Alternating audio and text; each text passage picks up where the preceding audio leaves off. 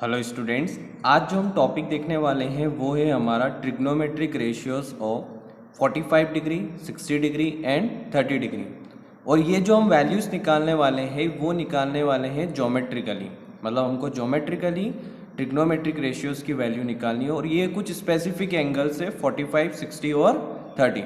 तो सबसे पहले हम देखते हैं ट्रिग्नोमेट्रिक रेशियोज ऑफ 45 डिग्री। मतलब अगर हमको ट्रिग्नोमेट्रिक रेशियोज निकालना है वो भी किसके लिए, 45 डिग्री के लिए, तो हम ज्योमेट्रिकली कैसे निकालते हैं। तो मतलब हमको यहाँ पे जो वैल्यू निकालनी है वो किस किस की निकालनी है, साइन 45, देन कॉस 45, उसके बाद ten 45, then cosec 45,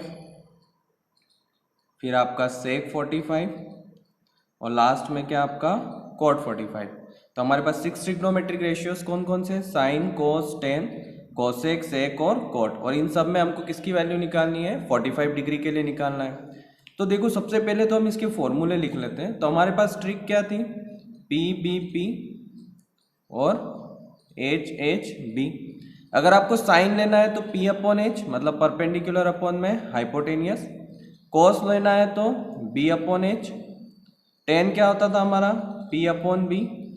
then cosec h upon p, then हमारा सेक एच अपॉन बी और लास्ट में कोट बी अपॉन पी। तो मतलब यहाँ पे हमको परपेंडिकुलर चाहिए, बेस चाहिए और हाइपोटेनियस चाहिए। तो इसके लिए हम क्या करते हैं, एक राइट ट्राइंगल ड्रॉ करते हैं। क्या ड्रॉ करते हैं, हम एक राइट ट्राइंगल ड्रॉ करते हैं जिसमें हमको एक्यूट एंगल जो लेना है वो क्या लेना है, 45 डिग्री। तो सबसे पहले हमने एक राइट ट्राइंगल ड्रॉ करा, ए बी सी। तो जो बी है हमारा क्या ले लिया हमने, 90 डिग्री, और जो ए है वो हमने कितना ले लिया, 45 डिग्री। आपने एक right triangle A B C लिया जिसका एंगल बी कितना लिया, 90 डिग्री लिया, और एंगल ए कितना लिया, 45 डिग्री। तो अगर एंगल ए 45 है दैट मीन्स एंगल सी भी कितना होगा, 45, क्योंकि 90 प्लस 45 135 प्लस 45 कितना हो गया, 180 डिग्री। तो यहाँ से हमको समझ में आया कि जो हमारा राइट ट्राइंगल है वो क्या है, आइसोसेलेस भी है। और आइसोसेलेस ट्राइंगल वो होते हैं जिनकी टू साइड्स क्या होती है, इक्वल। तो दैट मीन्स आपका जो ए बी है वो किसके इक्वल है, बी सी के। तो हमारा जो ए बी है वो किसके इक्वल है, बी सी के। अब मैंने क्या किया, एज्यूम कर लिया कि जो हमारा ए बी है वो कितना है, ए। तो अगर ए बी ए है तो बी सी भी कितना हो जाएगा, ए, क्योंकि आइसोसेलेस ट्राइंगल की टू साइड्स क्या होती है, इक्वल। तो अगर आपने ए बी को ए लिया तो बी सी भी कितना हो जाएगा हमारा, ए। अब देखो ये हमने ए के रिस्पेक्ट में निकाल रहे हैं, तो जो एंगल के रिस्पेक्ट में निकालते हैं उसके सामने वाली साइड परपेंडिकुलर, ये क्या हो गया आपका बेस, और जो लॉन्गेस्ट साइड होती है उसको क्या बोलते हैं हम, हाइपोटेनियस। तो हम पाइथागोरस थ्योरम लगा के आप सबसे पहले क्या निकाल लें, एसी या हाइपोटेनियस निकाल लेते हैं। तो हमारा क्या हो जाएगा, a c square equals to b c square plus a B square. तो यहाँ बी सी हमारा ए है तो यहाँ क्या हो गया, ए स्क्वायर, ए बी भी हमारा ए है तो क्या हो गया हमारा, ए स्क्वायर। तो ए सी स्क्वायर इक्वल्स टू हो गया हमारा कितना, ए स्क्वायर 2a स्क्वायर।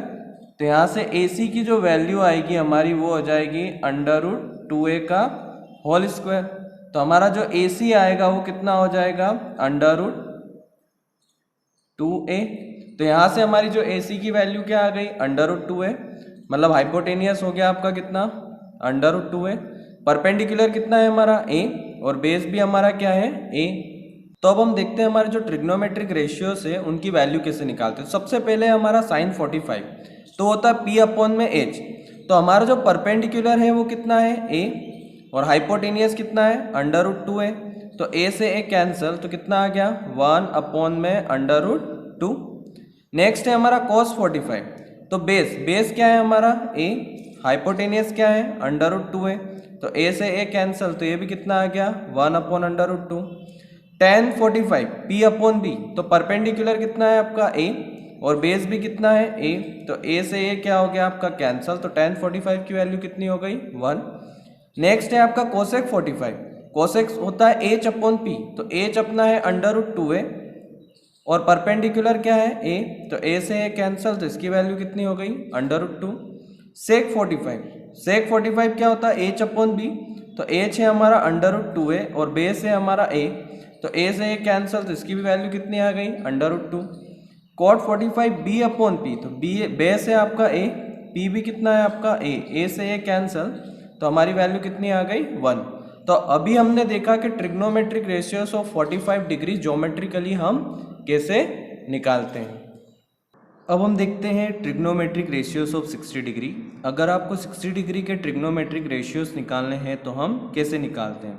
तो इसमें हमको निकालना है साइन 60, कॉस 60 डिग्री की वैल्यू, टेन 60 डिग्री की वैल्यू, कॉसेक 60 डिग्री की वैल्यू, देन सेक 60 की वैल्यू, और लास्ट में हमारी कॉट 60 की वैल्यू। तो हमको पता है कि साइन थीटा क्या होता है P upon H, cos theta क्या होता है बी अपॉन एच, टेन होता है पी अपॉन बी, कॉसेक होता है एच अपॉन बी, सेक होता है हमारा एच अपॉन बी, और कॉट जो हमारा होता है वो होता है बी अपॉन में पी। तो इसके लिए हम क्या करते हैं, सबसे पहले एक इक्विलेटरल ट्राइंगल लेते हैं ए बी सी। तो हमने सबसे पहले एक इक्विलेटरल ट्राइंगल ड्रॉ करा, क्या ए बी सी। अब हमको पता है कि इक्विलेटरल जो ट्राइंगल होता है उसकी तीनों साइड क्या होती है इक्वल, तो ए b equals to b c equals to c a. और दूसरी चीज़ कि इसके जो तीनों एंगल होते हैं वो कितने डिग्री के होते हैं 60 डिग्री के। That means angle A, angle B और एंगल सी कितने डिग्री के हो गए 60 डिग्री के हो गए।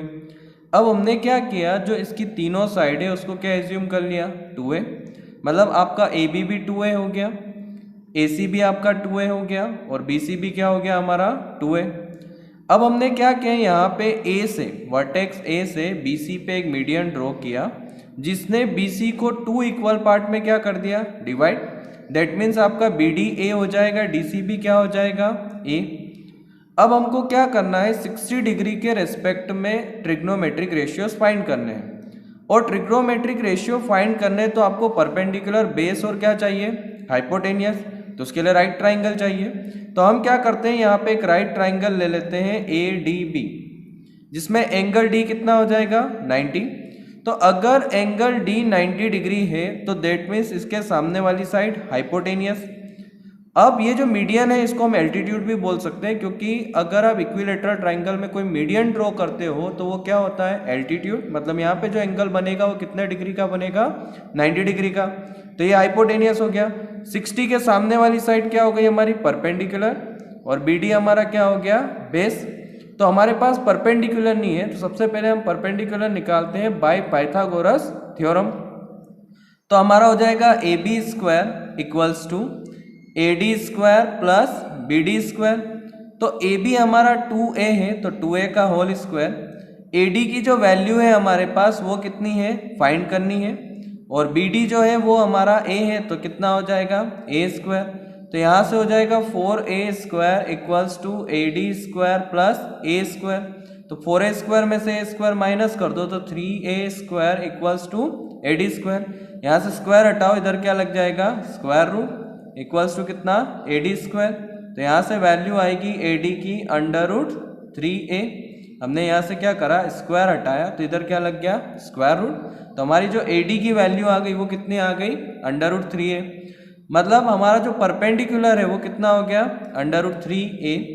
अब सबसे पहले हमको साइन 60 की वैल्यू निकालनी थी, तो p अपॉन एच, तो परपेंडिकुलर कितना है अंडर रूट 3a और h कितना है 2a, तो इससे a से a कैंसल तो कितनी हो गई अंडर रूट 3/2।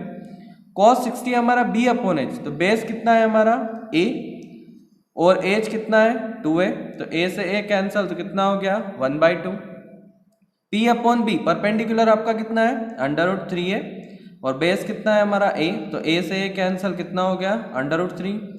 h हमारा 2a है, परपेंडिकुलर हमारा अंडर रूट 3a है, तो a से a कैंसल तो 2 अपॉन अंडर रूट 3। h हमारा 2a है, बेस हमारा a है, तो a से a कैंसल, इसकी वैल्यू कितनी हो गई 2। और लास्ट हमारा कॉट 60, तो यहाँ पे देखो b बेस कितना है आपका a और हमारा जो परपेंडिकुलर है वो कितना है अंडर रूट 3 है, तो a से a कैंसल तो वैल्यू कितनी हो गई 1 upon under root 3।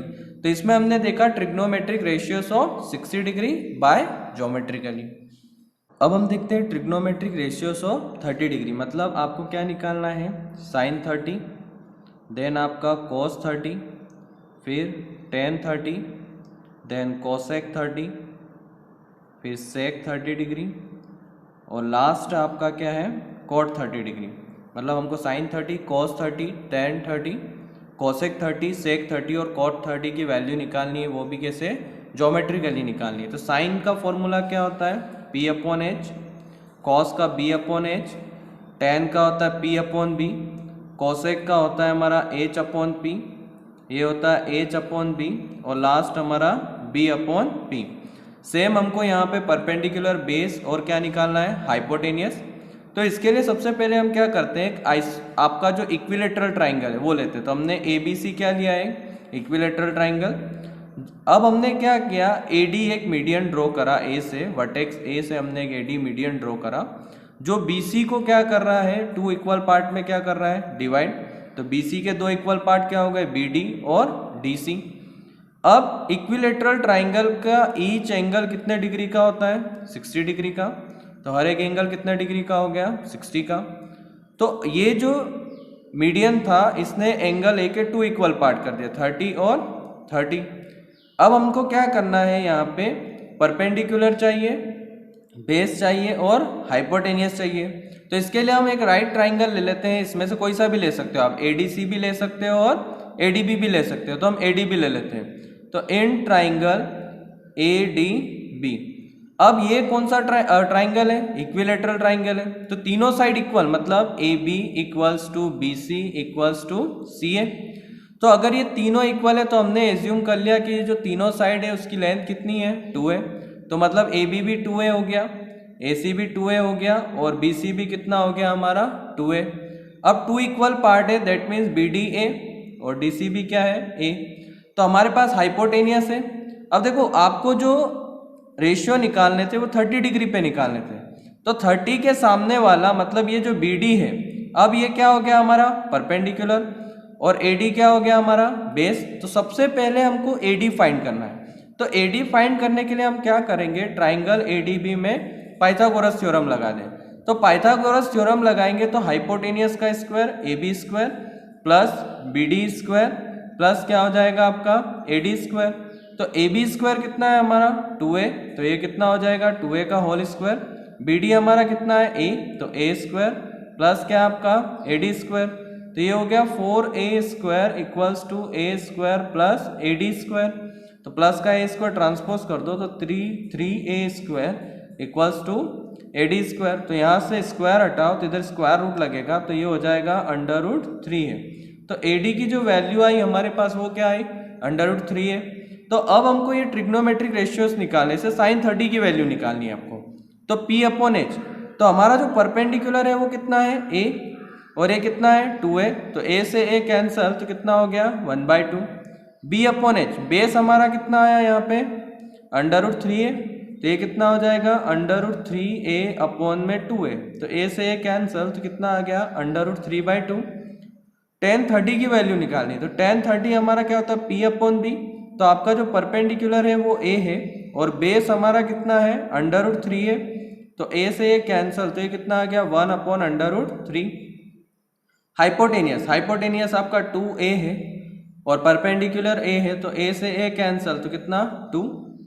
Hypotenuse 2a, base हमारा जो है वो √3a है तो A से A कैंसल तो कितना हो जाएगा 2/√3। cos 30 cot 30, तो cot कितना है बेस अपॉन में परपेंडिकुलर। तो बेस जो हमारा है वो है √3a और परपेंडिकुलर हमारा कितना है 2a।